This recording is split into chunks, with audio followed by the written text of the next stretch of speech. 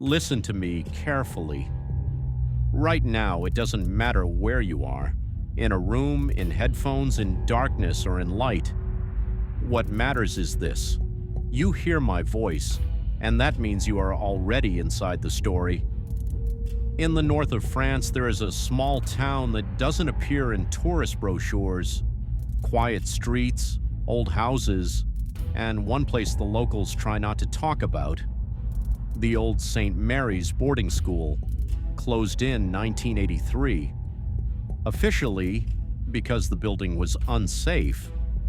Unofficially, because the children began to behave in the same way. Imagine it. Different families, different personalities, different destinies. But at some point, they all started saying the same phrases in the same tone at the same time at night. They would sit up in their beds, stare at one point, and whisper, "Do you hear us? Now you hear us too." Doctors said it was suggestion, psychiatrists, mass delusion, priests, possession. But one old teacher said a sentence no one understood at the time. It's not them speaking, it's something learning to speak through them. Many years passed. The boarding school stood empty until a group of documentary students were sent there. They were to make a film about abandoned places in France. And here, listen especially carefully. They were not filming ghosts, not hunting shadows, not searching for creaks. They were recording the sound of silence. They simply turned on the microphones and left them running in empty rooms. And when they listened to the recordings, in the absolute silence, there was a second layer, very quiet, almost like a thought. And if the volume was increased, it became clear someone was repeating the names of those who were listening, not out loud, not in words, but directly inside the head. From that moment, the worst began, because one of the students, the editor, started noticing something strange. When he stopped the recording, the voice did not stop. It continued to sound for a few more seconds already in the silence of the room, and it whispered, "Now you know what we sound like, which means you will be able to hear us when we are close." And here, listener, I must tell you honestly, this story is built so that with each new fragment it becomes quieter, not in volume, in distance. As if what I am talking about is coming closer, very slowly, very carefully, so that you do not notice the moment when the sound is no longer in your headphones. After the students recorded the silence of St. Mary's boarding school, they decided to return there once more. At night, without cameras, only with a recorder. They felt that during the day the place slept, but at night, it listened. They entered the building at 2340. The old corridors stretched like the throat of a giant creature. Their footsteps were muffled, as if the floor were covered with ash, not dust. And you know what was strangest? The echo did not return, as if the walls did not want to repeat the sound. They turned on the recorder in the former children's spalnia, placed it on the windowsill, and simply sat. Minutes passed. Nothing, only their breathing, and the silence, so dense you could drown in it. And then, one of the girls whispered, "Do you hear that?" Everyone froze. At first it felt like the sound of blood in the ears, then like their own thoughts. And then they realized the sound was not coming from inside. It was coming from the walls, very slowly, rhythmically, as if someone were learning to pronounce words without having a mouth. "You hear us." Not a voice, not a whisper, but the shape of a voice, an imprint. They ran, without looking back, without turning off the recorder. When they listened to the tape, the first 20 minutes were ordinary silence. And then, layer by layer, phrases began to appear, but not in French, not in any language, They were intonations, a question, an address, a presence. And at the very end of the recording, one clear phrase, spoken almost in a human voice. Now we know what the one who listens sounds like. From that moment, the disappearances began. Not sudden, not like in movies. People simply stopped responding. They sat with open eyes. They breathed. But it was as if there was no one left inside. Doctors said catatonia, psychiatrists, a rare disorder. But one priest said, "This is not an illness. This is a place. It has learned to speak, and now it is learning to be." And here, listener, I must tell you something important.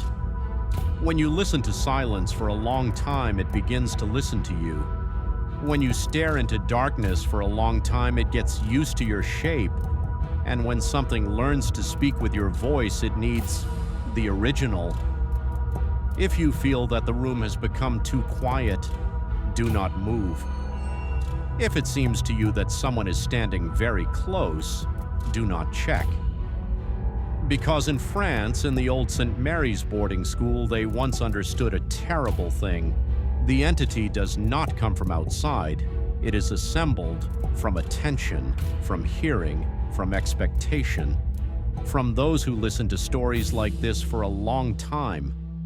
And the most dangerous moment is when the story ends, yet the feeling of presence remains. After that night, St. Mary's boarding school was officially closed to everyone. The doors were welded shut, the windows boarded up. On the maps, it was marked as a dangerous building. But a place is not closed when it is closed physically. It's closed when people stop thinking about it, and they kept thinking about it. The students who made that recording began to notice strange things. They dreamed of the same room, a children's dormitory, even rows of beds, and a shadow in the corner that had no shape until someone looked at it. In their dreams, they heard something learning how to speak. First, breathing, then pauses between thoughts, then their own voices, spoken with a delay, like an echo that came a second too late. One of them, Lucas, woke up in the middle of the night and discovered that his recorder was turned on. He did not remember pressing the button. On the recording, there was only one thing: his own breathing, and another breath, slightly deeper, slightly slower, perfectly synchronized with his rhythm, as if someone was learning to be him. A few days later, Lucas disappeared. He did not vanish, he did not die, he simply never woke up. They found him sitting on his bed, eyes open, his face absolutely calm. The equipment showed. The heart was working, the brain was working, but consciousness, as if it had been pushed aside. And in the headphones lying next to him, the same fragment from the boarding school recording was playing on repeat. There, in the very silence, barely audible, a voice whispered, "We are almost ready. Only one more remains." And now listen carefully. All similar cases in France had one thing in common. Before that, people had listened to recordings for a long time. Not music, not speech, emptiness, pauses, noise between words. Because it was in these gaps that something began to move. As if silence were not the absence of sound, but the presence of something that had not yet fully learned how to speak. The boarding school was only the first place where it tried on a form. But it does not need a form. It needs a response. It needs the one who listens, the one who is now sitting in silence and following my words. Because every story is a door, and every listener is a crack through which one can look inside, and the most frightening part is ahead. Because there is a final recording, the one that was never uploaded to the internet, the one where the voice is no longer trying to speak, it is already speaking. This last recording was found by accident on the hard drive that belonged to Lucas, a file without a name, without a date. without a duration, as if time did not exist for it. When it was played, the first minutes were empty, the ordinary silence of a room, a faint electrical hum, a distant street sound, and then a voice appeared. Not immediately. At first, like a thought you were just about to form but hadn't yet. A pause, and very quietly, "I am learning." The voice was an exact copy of Lucas's voice, the intonation, the tempo, even the breathing between the words. "You are listening, which means you are open, which means I can be closer." A pause. At the boarding school, we were an echo. In the recordings, a reflection. In people, an attempt. But now, and we need a form. Even quieter. Not a body, a consciousness. Those who heard this recording all said the same thing. When the voice fell silent, there was a feeling that the pause was too long, unnatural, as if the sentence were unfinished, as if someone were waiting for you to answer, and many did answer, not out loud, inside. Just with a thought. Who are you? Or where are you? Or what do you want? And at that very moment, a second layer appeared in the recording, very calm. That's it. Now you hear not only me, you hear the space between us. After that incident, the recording was destroyed. The hard drive was burned. The rooms where it had been played were blessed. The boarding school was sealed forever. But there is one thing that cannot be sealed: memory. Because a sound, once heard, does not disappear, it only goes deeper. And now, as I tell you this story, I am doing the same thing the recorder did in the boarding school. I am creating silence between phrases. Do you hear it? Right here, between the words. And if in that pause it suddenly seems to you that someone spoke your name, do not be afraid. It is not a voice. It is the shape of a voice. It is what, in France, in the old St. Mary's boarding school, learned the most important thing. First, it listens. Then, it repeats.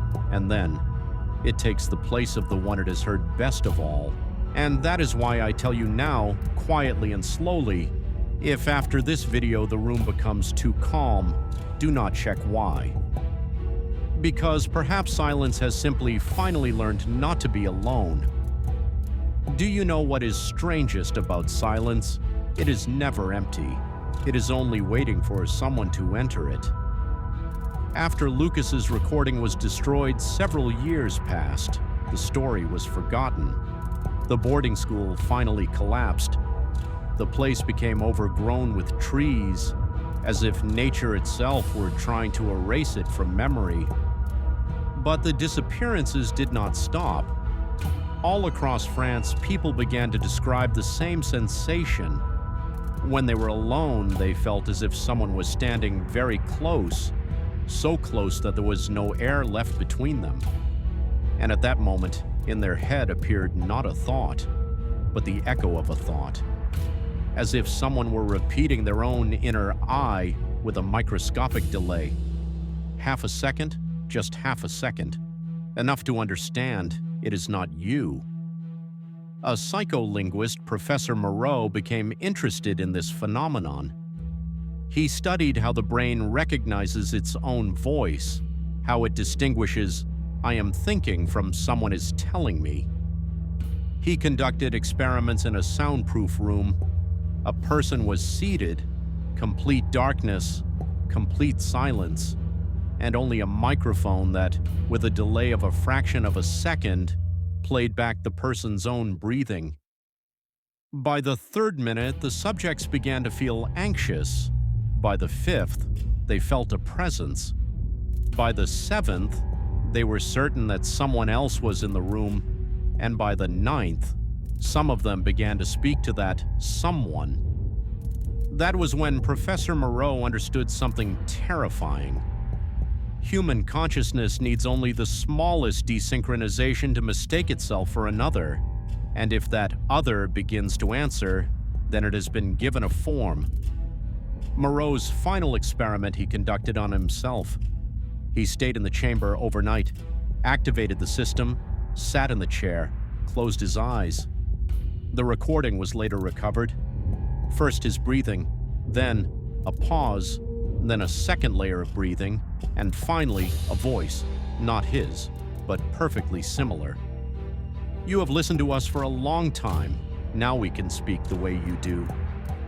A pause. Do not be afraid. You will not disappear. You will simply become silence. When the chamber was opened in the morning, the professor was sitting the same way, eyes open, calm face, no trace of fear. But all the microphones in the room had recorded one more thing, very quietly, at the very edge of audibility. A voice, no longer speaking to him. Now you hear, now you know how we sound. After the incident with Professor Moreau, a classified report was written about the phenomenon of the second voice.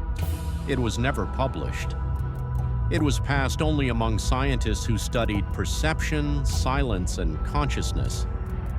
The report contained one sentence. It appears that silence is not the absence of sound, but a medium in which a reflected self can form, like an echo without a source. But the strangest thing happened later. One of the archivists who was transcribing Moreau's tapes noticed a detail. In every recording, after a certain minute, the same pause appeared. Exactly 3 seconds of absolute silence, not noise, not breathing, complete zero. And after it, a word, always the same, spoken by different voices, male, female, children's, but with the same intonation, the word écoute, listen. As if in that silence something was gathering strength before speaking. Years later, a French radio host decided to make a night program about forgotten places and strange recordings. He played on air a fragment from Moreau's archive, that very silence, those same 3 seconds, and he told the listeners, just listen closely. Sometimes a pause says more than words. After the broadcast, hundreds of messages came to the station. People wrote the same thing. In that pause, it felt like someone was about to say something. I felt as if anticipation itself became alive. As if, just before the word, someone changed their mind. It is not the silence itself that is frightening. What is frightening is the expectation that it is about to speak. Understand, I am not telling you about a monster. I am telling you about a boundary. The boundary between sound and its absence. Between a thought and the echo of a thought. Between what you hear and what is only about to be heard. The boarding school, the recordings, the voices, these are only forms. The essence is different. Sometimes silence feels alive, not because someone is there, but because the mind hates emptiness and tries to fill it with presence. That is why the most powerful mystical stories do not work through screams, but through silence.